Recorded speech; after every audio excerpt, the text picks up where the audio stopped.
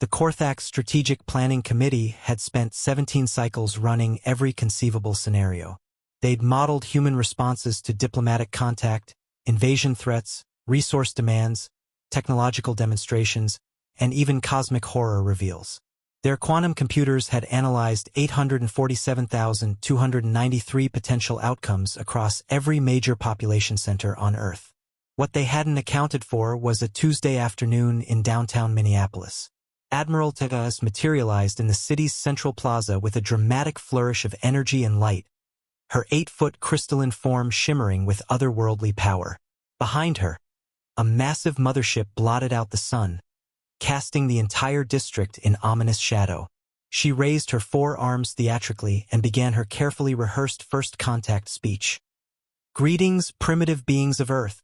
I am Admiral Tegas of the Korthax Empire, and I bring tidings of—" "Yeah, hold that thought," interrupted a human walking past while staring at a small rectangular device. "I'm on a call." HFY blinked her compound eyes in confusion. According to the simulations, humans should be either fleeing in terror, dropping to their knees in worship, or gathering in fascinated crowds. This particular human had barely glanced up. A few other humans wandered through the plaza, but their reactions were equally puzzling. One elderly man sat on a bench feeding pigeons, completely ignoring the massive alien presence. A jogger ran past, earbuds in, maintaining her steady pace. 2 teenagers sat on the fountain's edge, one complaining loudly about their chemistry homework.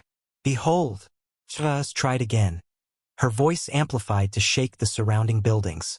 "Your world stands at the threshold of cosmic significance." The homework-complaining teenager looked up briefly. "Cool costume. Is there like a convention or something?" "I am not wearing a costume. I am an emissary from beyond the stars." "Sure you are," the teenager replied, returning to their conversation about the periodic table. According to THYSS's cultural briefings, humans were supposed to be easily impressed by superior technology and grandiose displays of power. The mothership above was broadcasting on all electromagnetic frequencies, projecting holograms, and generating gravitational anomalies that should have sent their primitive instruments into chaos. Instead, a nearby human was taking pictures of the ship with their communication device, but only to post on something called social media with the caption, "Weird drone downtown. Marketing stunt getting out of hand. Your species faces a choice," HYSS announced desperately. "Submit to our wisdom, or face the consequences of defying the Korthax Empire."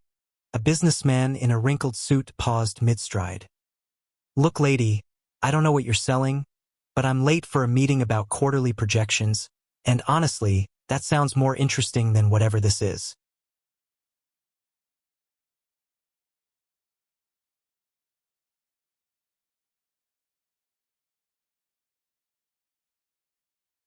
He walked away. HYSS felt a sensation she'd never experienced before. Complete social irrelevance. Her species had conquered 36 worlds through a combination of technological intimidation and dramatic first contact protocols.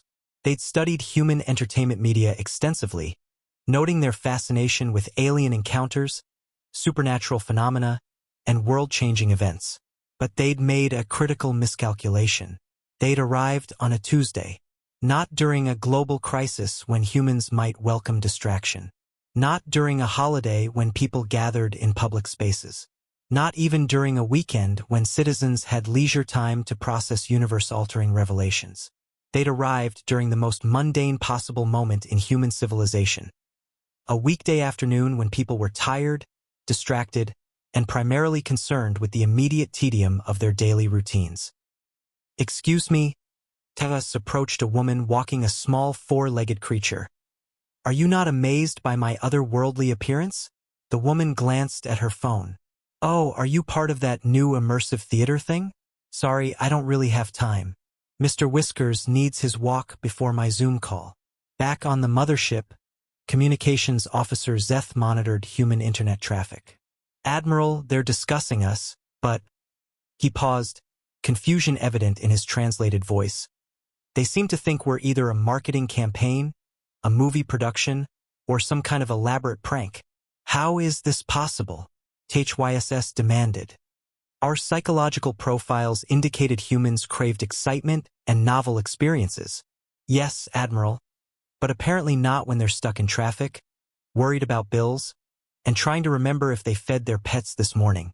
The brutal truth began to dawn on the Korthak's command structure. They'd encountered something their advanced civilization had never learned to combat. Not human courage, cunning, or technological prowess. Human apathy on a boring Tuesday. Admiral, Zeth reported with growing alarm. Several humans are now complaining on their networks that we're blocking good selfie lighting and asking if we could maybe move